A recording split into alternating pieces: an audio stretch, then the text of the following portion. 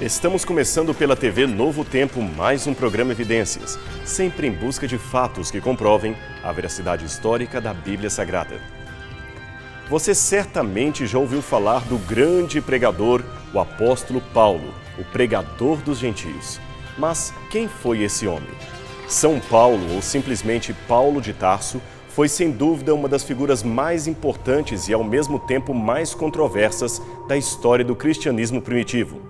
Mas o valor de sua teologia para a fé cristã é incalculável. Praticamente 50% de todo o Novo Testamento vem diretamente de sua autoria.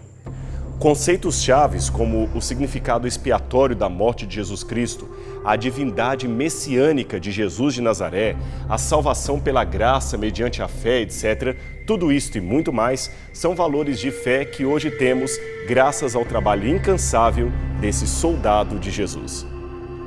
Mas, antes de entrar nesses conceitos teológicos, precisamos conhecer um pouco mais a vida deste homem, desde os seus primeiros anos até o seu martírio por amor à fé cristã.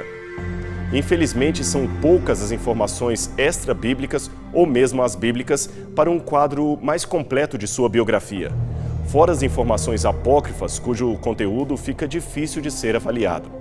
Uma dessas informações, para muitos lendária, para outros nem tanto, vem de um documento do segundo século da era cristã chamado Atos de Paulo e Tecla. Descoberto numa versão copta tardia, o texto traz o que seria a influência espiritual e doutrinária de Paulo sobre a vida de uma jovem da nobreza chamada Tecla. Outras cópias do mesmo texto também foram encontradas escritas em armênio, siríaco, latim, etíope e até grego, o que mostra que era um livro bem difundido, especialmente entre os cristãos orientais. Um afresco recentemente descoberto em Éfeso e datado do IV século depois de Cristo mostra Paulo e Tecla em atitude de estudo e oração. Esta é uma das mais antigas representações pintadas do apóstolo. Além do afresco mostrado, temos ainda outra referência descritiva no próprio texto de Atos de Paulo e Tecla que acabamos de mencionar. Em determinada parte da narrativa, Onesíforo, em caso de quem Paulo dá os seus ensinamentos, é mencionado citando a descrição física do apóstolo de acordo com o que ele ouvira de Tito.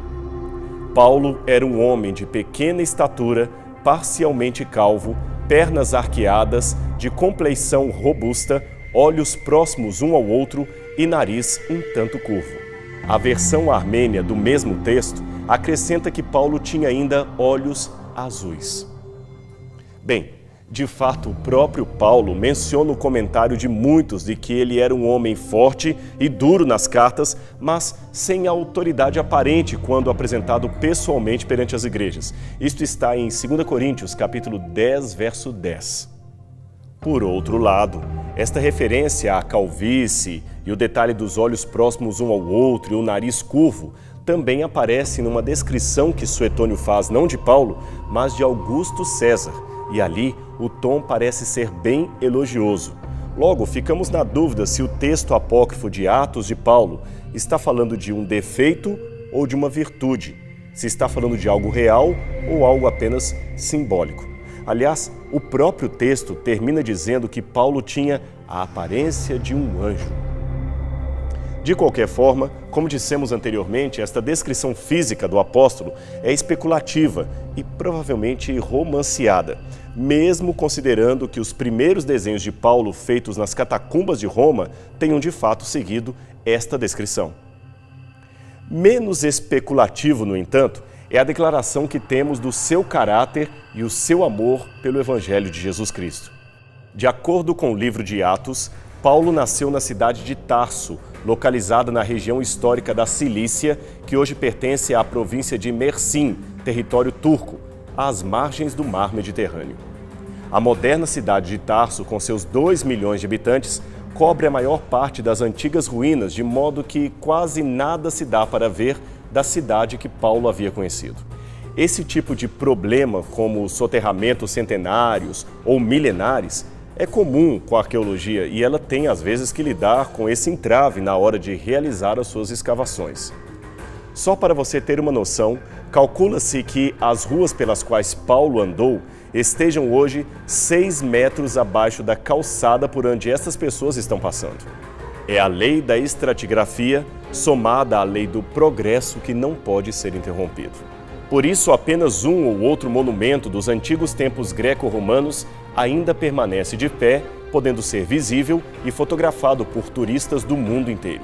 Este arco é uma das antigas ruínas que demarca o local do primeiro encontro entre Cleópatra e Marco Antônio, ocorrido no ano 41 a.C.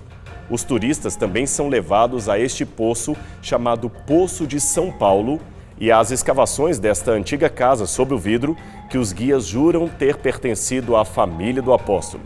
Mas isto, é claro, baseado apenas na piedade popular e não com qualquer respaldo da arqueologia. O que temos de concreto é que Tarso não era de modo algum uma cidade insignificante. Pelo contrário, ali era um importante centro com quase 300 mil habitantes. Não somente Paulo, em Atos, capítulo 21, verso 39, referiu-se à grandeza dessa cidade, como também o geógrafo Estrabo fez um importante testemunho a respeito da sua grande equivalência política e econômica para a região. Ali havia um grande centro de cultura filosófica contendo escolas de retórica, literatura e hermenêutica. Paulo talvez estudou em algumas dessas escolas. Até os estoicos fizeram de Tarso a sua capital cultural. Em 66 a.C., Pompeu agraciou cidadãos de Tarso, inclusive os judeus, com o título de cidadania romana honoris causa, porque eles haviam ajudado os romanos a expulsar os piratas que dominavam o litoral da Cilícia.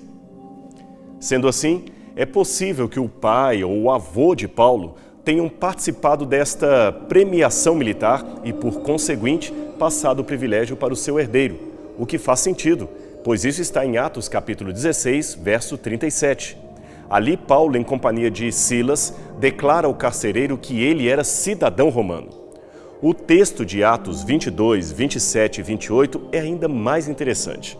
Numa situação de tumulto, Paulo foi interpelado pelo oficial romano que lhe perguntou: "Dize-me, tu és cidadão romano?"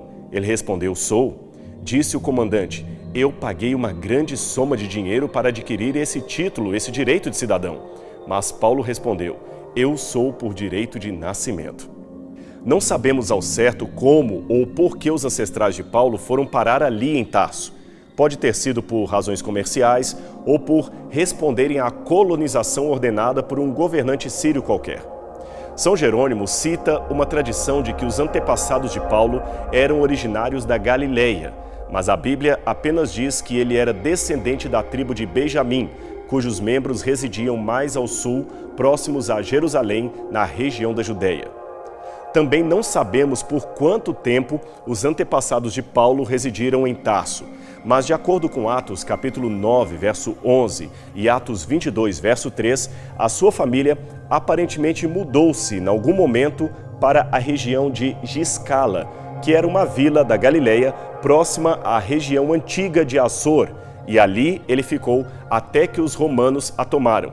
Então eles voltaram para Tarso. Mas os judeus da Cilícia não perderam a sua importância e influência na Judéia. Pelo contrário, eles chegaram a ter a sua própria sinagoga em Jerusalém. Talvez o poder financeiro da maioria destes judeus os compelia para isso. Tanto é que Paulo foi enviado por seus pais para estudar em Jerusalém, aos pés do grande rabino Gamaliel.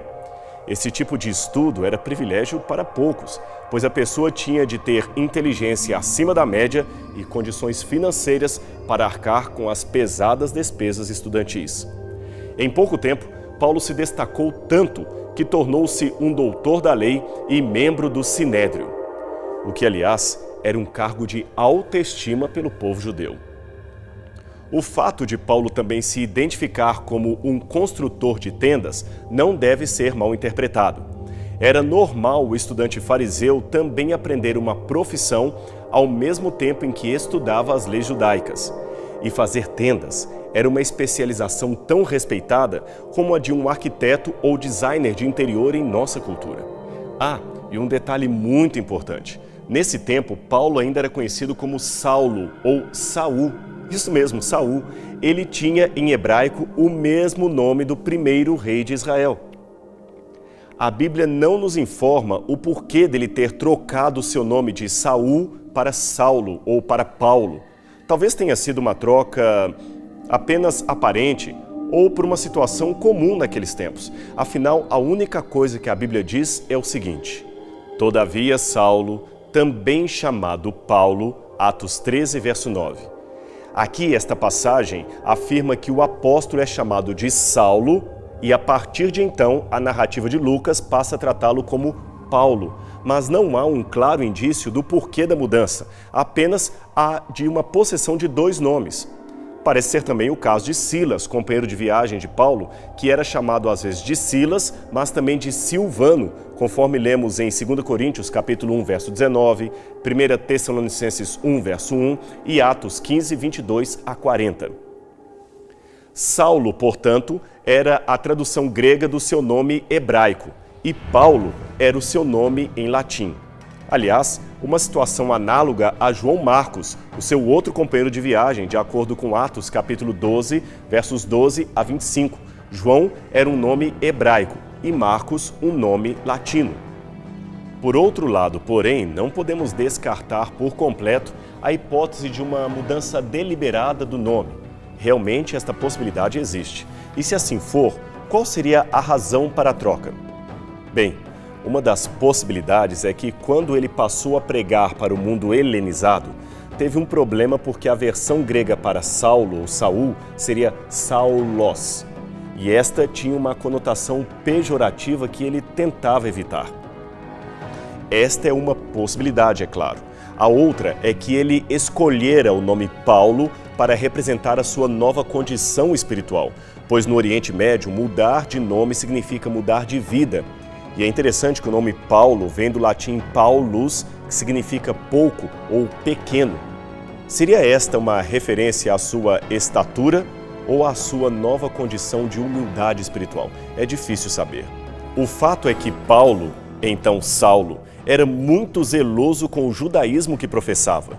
Um dia, ele se viu confrontado com a pregação de um outro judeu helenista que aparentemente pregava contra o templo, contra Jerusalém. O seu nome era Estevão. Numa manobra ilegal, os judeus resolveram apedrejar o compatriota, mesmo sem qualquer permissão por parte de Roma. E Saulo, é claro, consentia com tudo aquilo. Saulo, por sua vez, foi mais além. Ele percebeu rapidamente de onde vinha aquela heresia daquele judeu helenista. Ele era influenciado pela seita de outro judeu perigoso chamado Jesus de Nazaré. E muitos acreditavam que esse Jesus era o Messias. Essa gente, pensou Paulo, deveria ser interrompida, eliminada. Eles eram perigosos.